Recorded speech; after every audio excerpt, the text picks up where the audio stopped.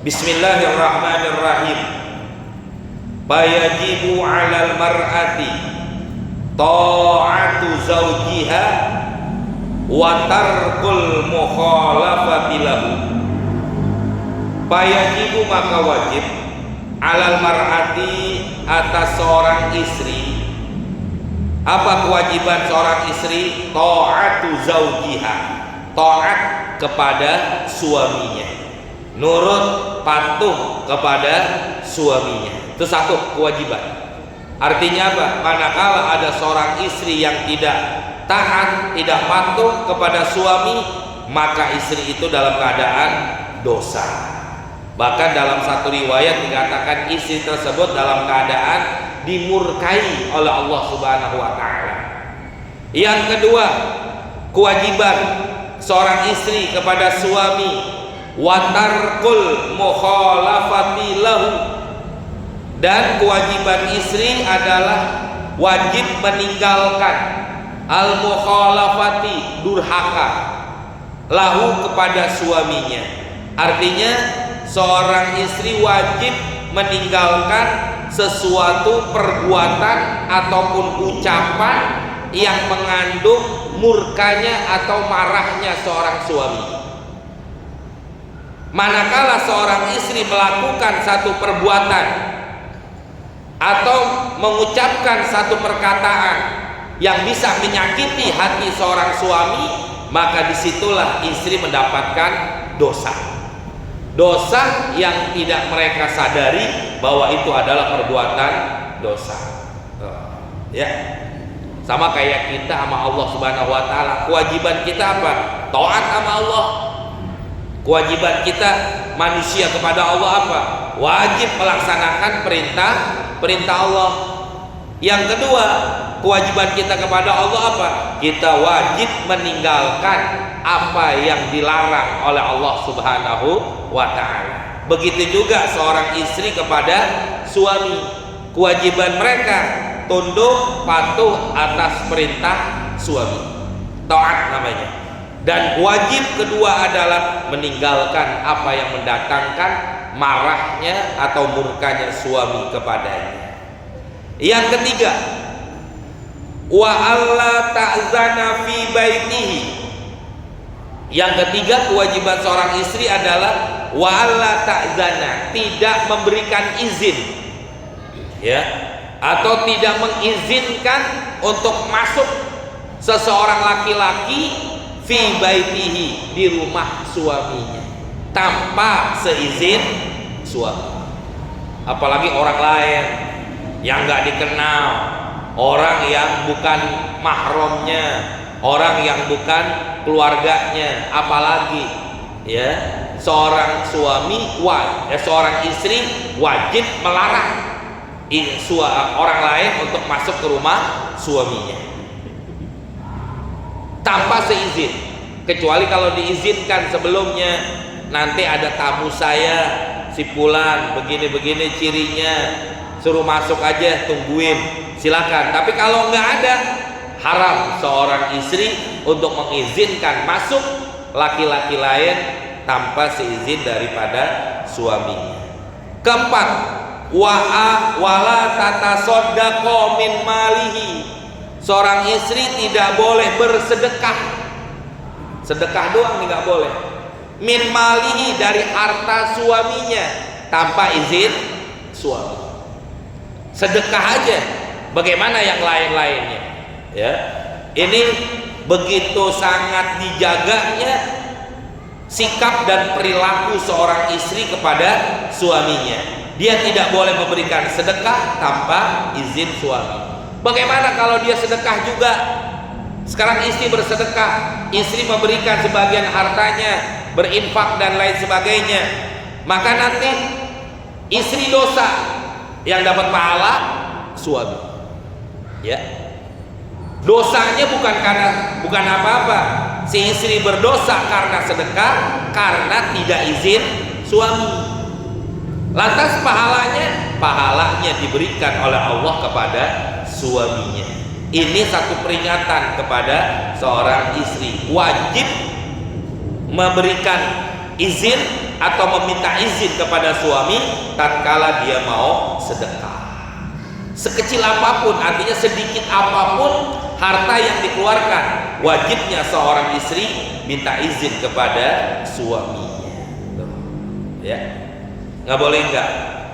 Nanti ada pertanyaan begini, Pak, bagaimana kalau hartanya istri? Artinya bukan duit suami, bukan duit dari suami, tapi duit milik istri. Umpama istri punya penghasilan, apakah dia kerja atau dia punya usaha atau apalah, ya, duit dari hasil dirinya, bukan dari suaminya. Ulama mufakat itu pun harus dengan izin suami, walaupun duit sendiri, walaupun duit penghasilan istri sendiri, bukan duit dari suami, ya. Ulama mufakat seharusnya istri tetap izin. Tapi ada sebagian ulama yang membolehkan, ya, yang membolehkan memberikan sedekah duit istri sendiri tanpa izin suami, tapi nanti dengan syarat, manakala disedekahkannya tidak melebihi atau tidak berlebihan, maksudnya begitu. Boleh pakai duit sendiri tapi tidak berlebihan, walaupun tanpa izin suami. Kenapa? Orang duit sendiri kok begitu. Ini ada perbedaan pendapat ulama kalau istri bersedekah dengan duit sendiri, ya. Yang berikutnya lagi, apalagi yang wajib bagi seorang istri kepada suami, wa alla takhruja, ya, wa alla takhruja, tidak boleh keluar itu istri min baitihi, dari rumah suaminya, illa bi izni wa ridahu, kecuali dengan izin dan juga ridhonya suami. Buat ngapain? Buat ngapain aja, ya. Buat keluar dari rumah ngapain aja tanpa ada izin dan ridhonya suami, begitu. Kecuali, nah, ada pengecualian jamaah, manakala seorang istri ingin keluar dari rumah tujuannya buat hadir di majelis ilmu, tapi hadir di majelis ilmu yang dia pelajari, yang dia kaji adalah tentang masalah ilmu fikih, ilmu yang berkaitan dengan keibadah dia kepada Allah Subhanahu wa taala. Maka sekalipun suami tidak mengizinkan, ya, istri boleh keluar dari rumah dengan syarat. Pertama, di majelis itu yang diajarkan adalah ilmu fikih. Satu.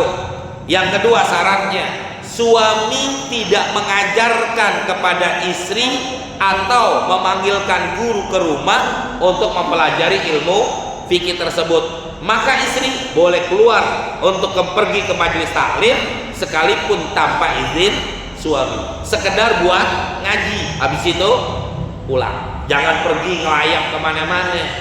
Kalau dia ngelayap kemana-mana, ngelayapnya itu yang dosa. Tapi kalau memenuhi syarat-syarat dua tadi, silakan tanpa keluar, tanpa izin dari suami. Yang penting tadi dua syaratnya. Pertama, dia pergi ke majelis taklim buat belajar ilmu fikih. Yang kedua, dia suami tidak mendatangkan atau mengajarkan ilmu tentang fikih tersebut. Dengan dua syarat ini boleh seorang istri keluar dari rumah tanpa izin suami. Selain ini semua tidak boleh, ya. Pergi ke rumah orang tua, istri pergi ke rumah orang tuanya, boleh nggak tanpa izin suami? Kalau tidak ada izin suami, maka tidak diperbolehkan istri keluar dari rumah, ya. Yang penting dua syarat tadi tuh, belajar fikih. Yang kedua, suami tidak mengajarkan atau memanggilkan guru ke rumah buat belajar ilmu tersebut. Kalau itu nggak bisa, ya. Fa in fa'alat syai'an min dzalika, maka apabila seorang istri fa'alat melakukan syai'an sesuatu min dzalika, dari apa yang telah diterangkan di atas tentang kewajiban istri kepada suami, biduni izni, tanpa izin suami, asimat, maka berdosa itu istri. Masya Allah. Jadi dihitungnya apa? Dosa terus. Dosa yang tanpa mereka sadari itu istri mendapatkan dosa. Asimat, maka istri itu dalam keadaan berdosa. Ya. Ada dalam satu riwayat jamaah dikatakan kalau istri meninggal seperti itu, artinya dalam keadaan murkanya suami, maka istri tersebut akan masuk nerakanya Allah Subhanahu wa taala. Naudzubillah min dzalik. Ini bagi perempuan, bagi seorang istri, waspada, hati-hati. Jangan sampai melanggar sesuatu apa yang telah disebutkan tadi di sini. Berikutnya lagi, ini kewajiban-kewajiban istri kepada suami. Wa idza da'aha ila firashihi, dan apabila suami mengajak kepada istri ila firashihi untuk tidur, artinya berjima, bersetubuh, ya. Suami mengajak istri untuk bersetubuh, lam yajuz laha, maka tidak boleh bagi seorang istri al-imtina'u, ya, mencegah, artinya nggak mau, ya, menolak untuk diajak bersetubuh oleh suami. Illa, kecuali boleh dia menolak, seorang istri boleh menolak ajakan suami untuk tidur bareng li udhri syar'iyyin, kecuali kalau ada udzur syar'i. Contoh mana? Istrinya lagi haid, kan nggak boleh. Atau istrinya dalam keadaan ihram, kan nggak boleh orang dalam keadaan ihram bersetubuh. Atau sesuatu larangan-larangan yang lainnya yang menurut agama memang tidak diperbolehkan bersetubuh. Bahkan dalam satu riwayat, ya, dalam hadis yang begitu ada di dalam kitab Uqulujen, dikatakan oleh ulama, sekalipun suami mengajak istri dalam keadaan di atas onta, ya, istri tidak boleh menolak. Ini kan sesuatu yang nggak apa ya, yang nggak mungkin, atau mungkin tapi susah. Sekalipun itu goyahnya puncaknya, sekalipun suami mengajak istri untuk tidur bareng di atas onta, istri pun tidak boleh menolak, ya. Kalau alasan capek, alasan apa dan lain sebagainya, kalau bukan uzur menurut syarak, menurut agama, ya, tidak dilarang, wajib seorang istri melayani kebutuhan daripada suaminya.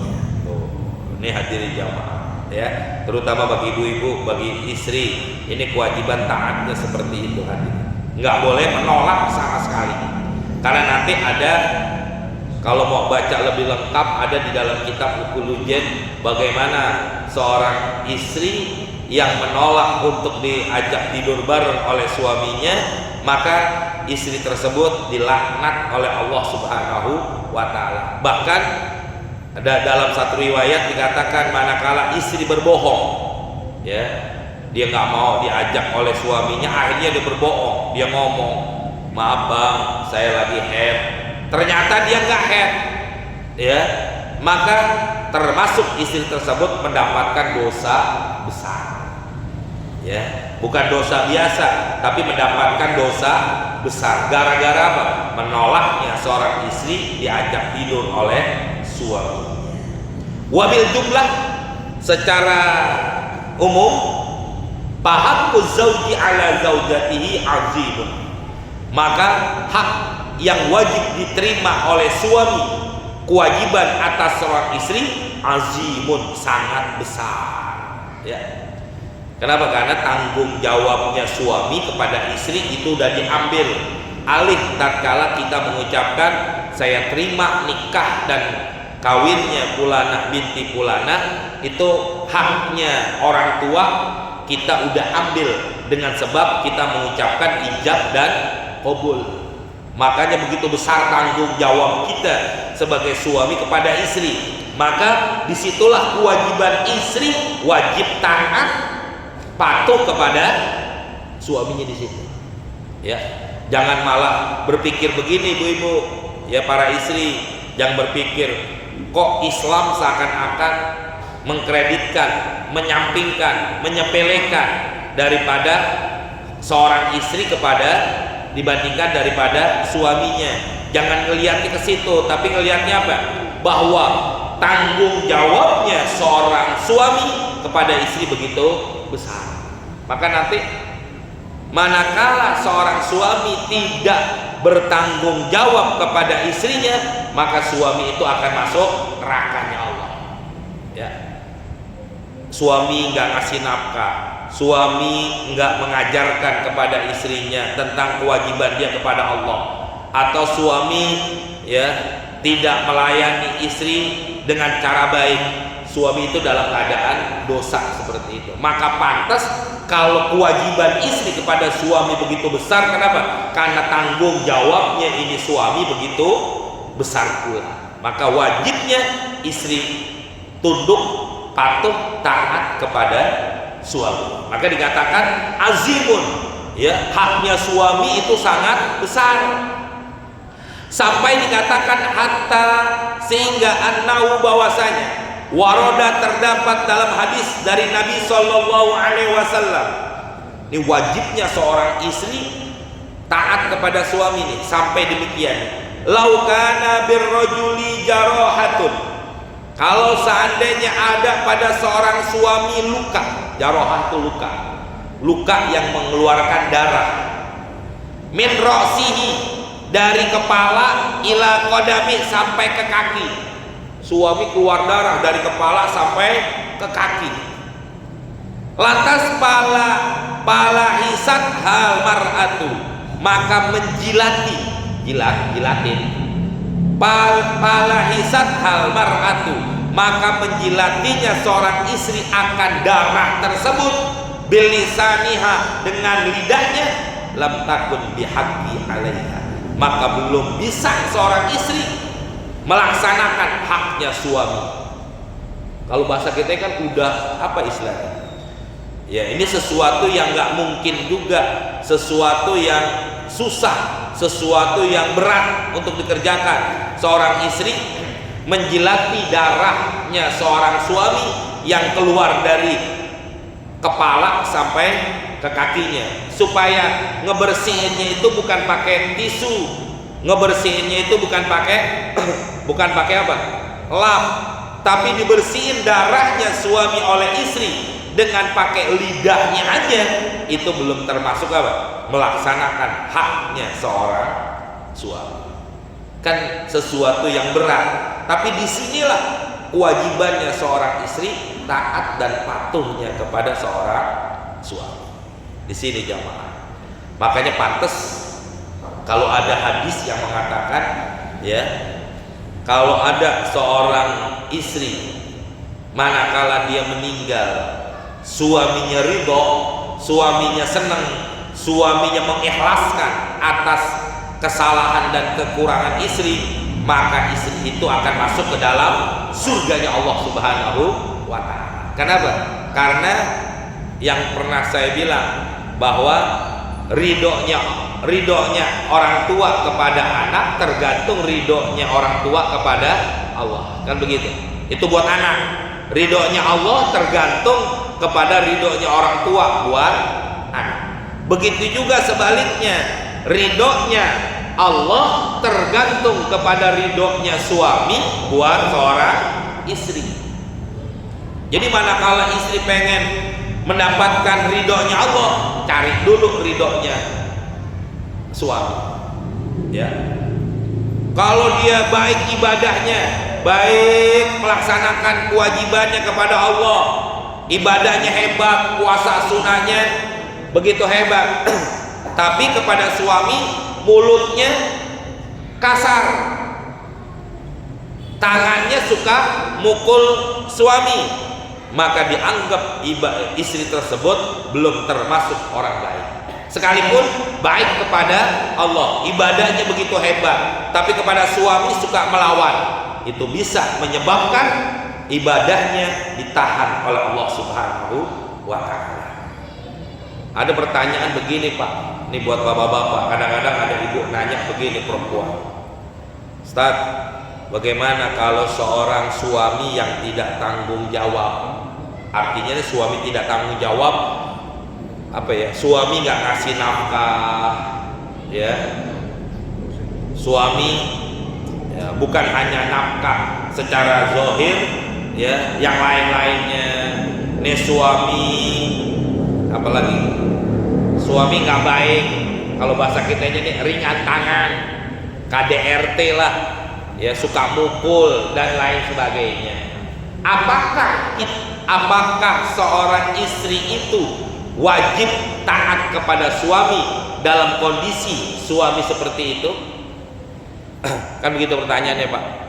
Kalau suaminya baik, suaminya bertanggung jawab, suaminya memberikan nafkah, suaminya melayani, suaminya memenuhi segala sesuatu buat kebutuhan istri, maka di situ udah pantas kalau istri wajib taat. Tapi kalau sebaliknya nih, suami nggak tanggung jawab, ya, udah nggak tanggung jawab nih suami, ringan tangan, suka mukul, bukan hanya tangannya doang ringan, mulutnya juga berkata kasar kepada istrinya.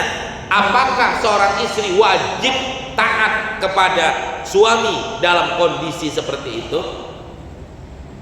Ulama menjawab di dalam kitabnya, ini pertanyaan ini ada di dalam kitab Ukulujen.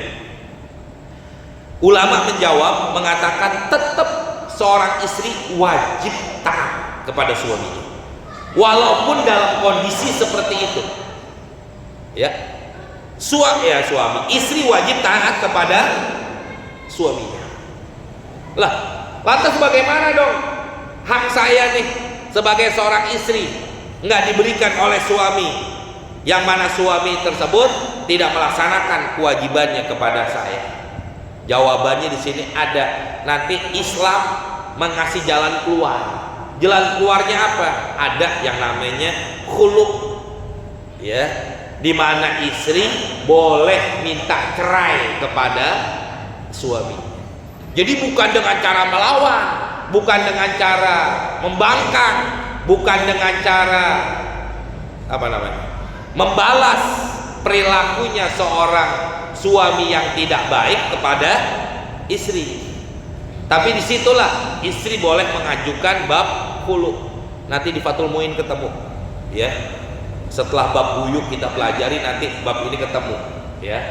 Ini kan kita baru bab buyuk nih di Fathul Muinnya. Nanti setelah bab buyuk, bab seperempat ketiga daripada bab fikih. Karena fikih itu bagi 4. Pertama ibadah, yang kedua namanya muamalah yang sekarang kita lagi bahas, yang ketiga adalah munakahat, masalah pernikahan, yang keempat namanya hudud, tentang masalah hukum. Ini baru sepertiga kedua yang kita pelajari.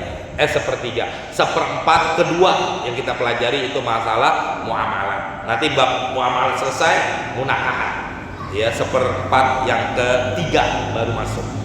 Nanti ada tuh di bab Fathul Muin menjelaskan bahwa manakala seorang suami tidak bertanggung jawab, maka caranya bukan istri melawan. Artinya melawan tuh, udah gua nggak tahu juga dah, bodo amat, suami aja nggak tanggung jawab, saya juga nggak kewajiban. Tetap dosa. Suami nggak bertanggung jawab, begitu dosa. Manakala istri membalas perbuatan tidak baiknya suami dengan cara tidak taat, maka istri pun dianggap dosa. Enggak dong, kan saya membalas. Suami nggak memberikan, saya juga nggak berikan. Suami nggak baik, saya juga nggak jadi baik. Nggak bisa begitu. Ya, itu semua kewajiban per individu, kewajiban per diri, kewajiban suami kepada istri, kewajiban istri kepada suami. Kalau suami nggak melaksanakan, ya dosa dia. Istri melaksanakan, pahala buat dia. Tapi istri nggak melaksanakan juga, ya dosa buat dia. Makanya dijawab oleh ulama bahwa manakala suami tidak bertanggung jawab, tetap kewajiban istri taat. Caranya bagaimana untuk membalasnya? Hulu, jalan keluarnya.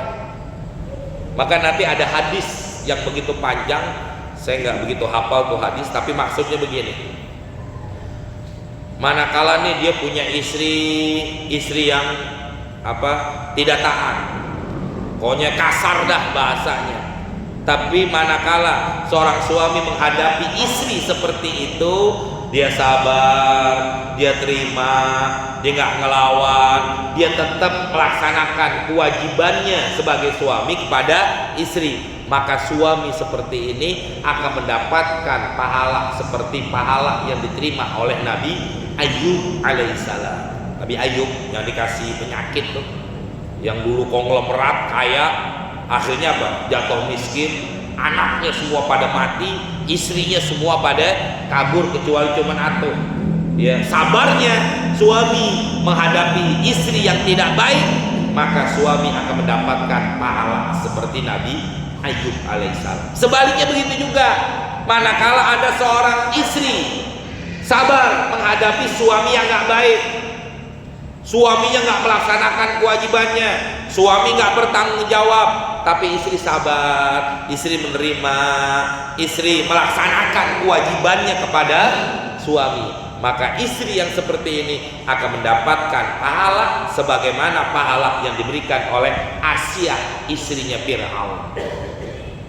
Asyah istrinya Fir'aun. Asyah walaupun istrinya kafir, suaminya ya, jangankan dia ibadah, kafir udah, begitu dilarang untuk ibadah kepada Allah, tapi tetap nih Asyah dia ibadah kepada Allah dan dia taat kepada suaminya yang kafir. Maka manakala ada istri yang sabar seperti itu, akan diberikan pahala oleh Allah seperti Asyah daripada istrinya Fir'aun. Masya Allah. Jadi artinya apa? Kedua-duanya dikasih jalan keluar. Suami di jalan keluar begini, istri jalan keluar begini. Bukan malah apa? Memang di sini jamaah Islam mengajarkan apa? Kejahatan jangan dibalas dengan kejahatan, kejelekan jangan dibalas dengan kejelekan. Ya, harusnya apa? Kejahatan dibalas dengan kebaikan. Kan begitu. Suami jahat, istri jangan balas, balas dendam dia. Oh dia begitu, gue begini. Dia selingkuh, gue selingkuh. Ya Masya Allah, kalau begitu nggak bakal habis-habis sudah. Betul nggak? Iya.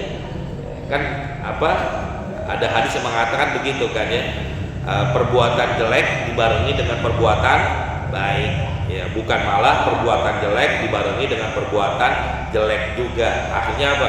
Mungkin keruh, mungkin rusak, mungkin hancur itu semua. Nah di sini jamaah nih yang mengatakan bahwa ya beratnya kewajiban seorang istri untuk tunduk patuh kepada suami. Sekalipun suaminya berdarah, dia jilatin darahnya semua sampai bersih, maka istri begitu belum bisa melaksanakan kewajibannya kepada seorang suami.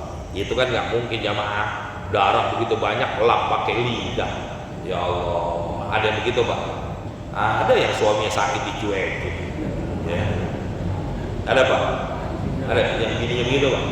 Nggak ada ya, di sini nggak ada, yang ada di rumah begitu. Ya suami sakit dikit, wah sakit begitu doang lo, kolokan banget, ambil air sendiri aja, ambil apa tuh bini? Bu, ada yang begitu Bu? Oh ada. Ya Allah, jangan sampai kayak begitu ya, itu kewajiban. Dulu gue sakit aja nggak diambilin, lo sakit nggak diambilin, jangan begitu harus. Insya Allah kan sesuatu yang jelek dibalas dengan kebaikan akan jadi baik, kan begitu ya. Jadi nanti apa?